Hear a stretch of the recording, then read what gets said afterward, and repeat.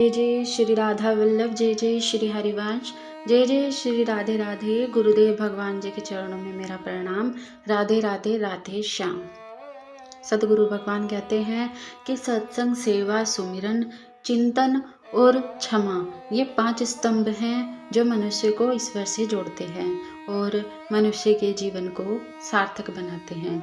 श्री राधा माधव चिंतन ग्रंथ 34 वर्षों के अंतर्गत भाई जी द्वारा जितने भी सत्संग, प्रवचन और कल्याण पत्रिका द्वारा जो भी प्रकाशित हुआ है, जो भाव प्रकाशित हुआ है, उनको एकत्रित करके इसके अंदर समावेश किया गया है उन सबको। तो चलिए शुरू करते हैं। इसके 7 प्रकीर्ण हैं। हम चर्चा कर रहे हैं पहला प्रकीर्ण श्री राधा का स्वरूप। श्री राधा अष्टमी के महोत्सव पर प्रवचन।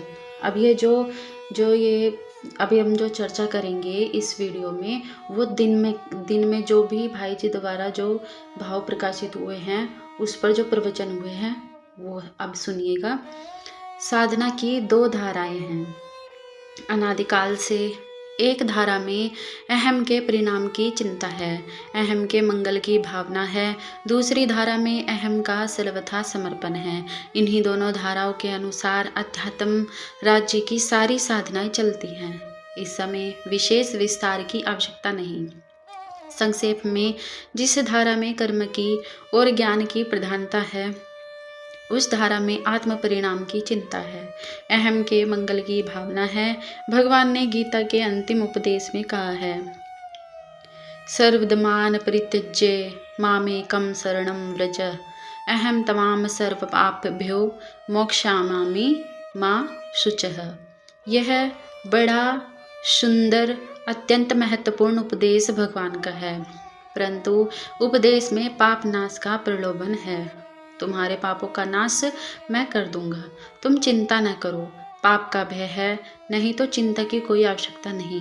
साधक समझता है कि मेरे पाप का नाश कैसे होगा, मेरा मंगल कैसे होगा। अहम के मंगल की भावना है, इसमें अहम के परिणाम की चिंता है। इससे आगे और बढ़ते हैं तो कहते हैं कि हमारा बंधन से छुटकारा हो जाना चाहिए, मुक्ति मिल जानी चाहिए। किसको? जिसे बंधन है उसको। मुक्ति की चाह में अहम की अपेक्षा है ही।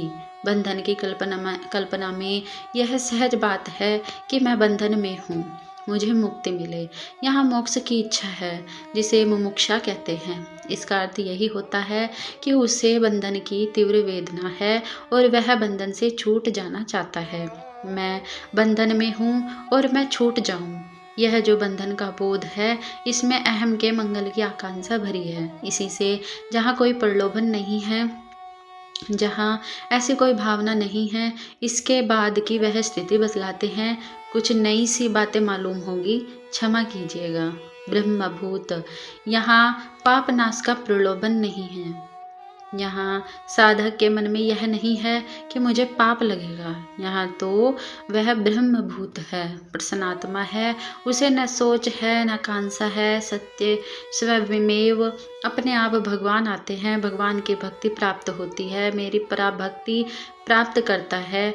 यह दूसरे के स्तर की चीज है, पर यहाँ भी अभिलाभ की आकांक्षा है। जहाँ कोई आकांक्षा नहीं, जहाँ कोई वासना नहीं, जहाँ अहम का सर्वथा विस्मरण समर्पण है, जहाँ केवल प्रेमास्पद के सुख की स्मृति है और कुछ भी नहीं, यह एक विचित्र धारा है और इस धारा का मूर्तिमान रूप ही श्री राधा है। जितनी और सखियाँ हैं, जितनी और गोपांगनाएं हैं, वे सब राधा वियोग के अंतर्गत आती है और राधा इस भावधारा की मूर्तिमती सजीव प्रतिमा है। राधा का आदर्श, राधा का जीवन इसलिए ब्रह्म विद्या के लिए भी आकांक्षित है। यह कथा आती है पद्म पुराण के पाताल खंड में। ब्रह्म विद्या स्वयं तप कर रही है। उनको तप करते देखकर ऋषि पूछते हैं कि आप कौन हैं, आप क्यों इतना कठिन तप कर रही हैं।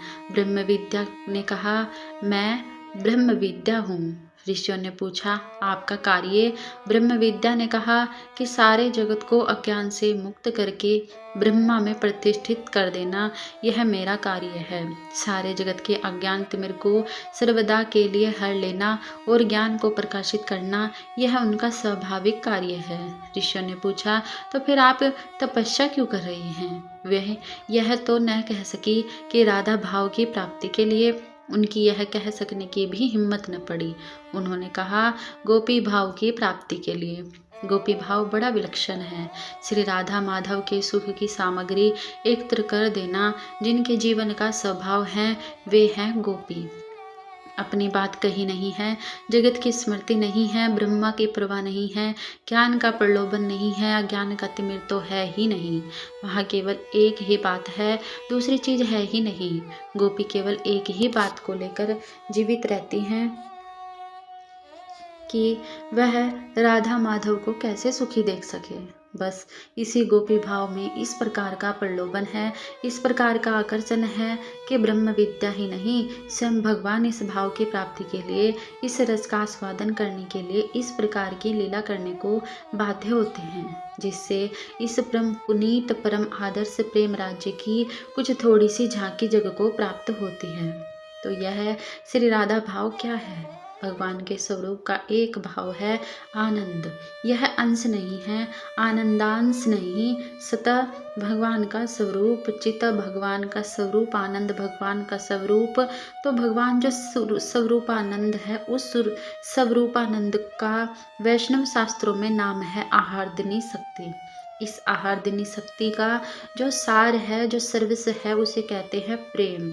उस प्रेम का जो परम फल है उसे कहते हैं भाव, और वह भाव जहाँ जाकर परिपूर्ण होता है उसे कहते हैं महाभाव। यह महाभाव ही श्री राधा है। भाव के अनेक स्तर हैं, रति, प्रेम, स्नेह, मान, प्रणय, राग, अनुराग, भाव और महाभाव। ये सभी आहारदिनी शक्ति के ही भाव हैं। इन सारे भावों का जहाँ पूर्णतम प्रकाश, अंततम प्रकाश है, वह श्री राधा भाव है। अब श्री राधा क्या है, यह कोई नहीं बता सकता कि वे क्या है।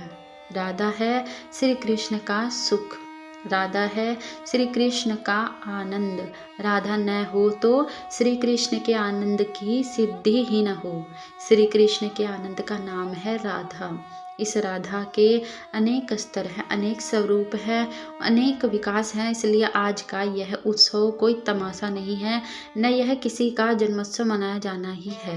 यह एक बहुत ऊंचे ऊंचे से ऊंचे साधना का संकेत है। इस साधन के संकेत में जो साधन की दृष्टि से समवेत होते हैं, उन्हें परमोच्च साधन का लक्ष्य प्राप्त होता है। तमाशा देखने वालों को तमाशा दिखता है, दोष देखने वालों को दोष ही मिलता है।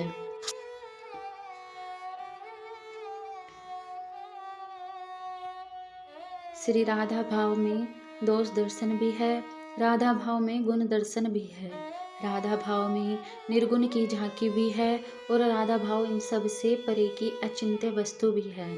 जिसका जैसा भाव है वह अपने भाव के अनुसार राधा के दर्शन करता है। अपने साधन की दृष्टि से ही वह राधा को देखता है। प्रमोच प्रेम राज्य की आदर्श महिमा यदि कहीं प्रकट हुई है तो वह राधा भाव में हुई है। राधा भाव का संकेत श्रीमद् भागवत में भी है। राधा भाव नित्य भाव है। जैसे राधा नित्य, राधे राधे, जैसे राधा नित्य वैसे ही राधा भाव का नित्य है, वैसे ही उनका रास नित्य है। इसमें किस तरह की साधना किस प्रकार से करनी पड़ती है, इसका संकेत शायद रात को कुछ बताया जा सकता है। इतनी समझ लेने की चीज़ है कि यह साधन राज्य की एक ऐसी विलक्षण धारा है जिस धारा में किसी भी दूसरे का प्रकार का इसके साथ वैसा संपर्क नहीं है जो इसको प्रभावित कर सके। इसलिए राधा भाव की साधना वाले जो लोग हैं वे इस भाव को ज्ञान कर्मादि संस्पर्श शून्य कहते हैं। इसमें उनके संस्पर्श लेस का भी अभाव है। तो क्या यहाँ अज्ञान है? तो क्या इस साधना में किसी क्रिया का सर्वथा अभाव है? न तो इसमें क्रिया का सर्वथा अभाव है, न यहाँ पर ज्ञान का अभाव है, तथा न यहाँ पर अज्ञान की सत्ता है। इसलिए यह इस प्रकार का विलक्षण भाव है कि जहाँ पूर्ण ज्ञान होते हुए भी ज्ञान की सत्ता नहीं है, जहाँ जीवन में एक एक क्षण एक एक पल प्रेमास्पद की सेवा में रममान रहते हुए भी क्रिया का सर्वथा अभाव है, क्षण भर के लिए भी अवकाश नहीं है। प्रेमी को वह सोता नहीं, अलसाता नहीं, भाग कर जंगल में जाता नहीं, वह घर में रमता नहीं, परंतु उसको अवकाश नहीं, फिर भी उसके पास कर्म संग लेश नहीं है। कर्म संस्पर्श शून्य जीवन है उसका राधा भाव में कर्म संस्पर्श शून्यता है और ज्ञान संस्पर्श शून्यता। जो ज्ञान अज्ञान को मिटाता है, जो ज्ञान किसी को प्रभावित करता है, जिस ज्ञान से किसी ज्ञान की सत्ता की सिद्धि होती है, वह ज्ञान यहाँ नहीं है। ज्ञान की असत्ता है पर पूर्णतम ज्ञान है। कर्म की असत्ता है पर प्रेमास्पद की सेवा रूप कर्म में जीवन है। कर्म नहीं, ज्ञान नहीं, ज्ञान कर्मादि संस्पर्श शून्य जो केवल प्रेम भाव है वही महाभाव है और उसी महाभाव की मूर्तिमती प्रतिमा श्री राधा है। यह राधा का एक आदर्श स्वरूप है। संक्षेप में शेष चर्चा जो उनका रात्रि का जो प्रवचन है वो कल करेंगे। बोलो भक्त वत्सल भगवान की जय, भगवान के भक्तों की जय, सभी संतन की जय, हरि भक्तन की जय। जय जय श्री राधे।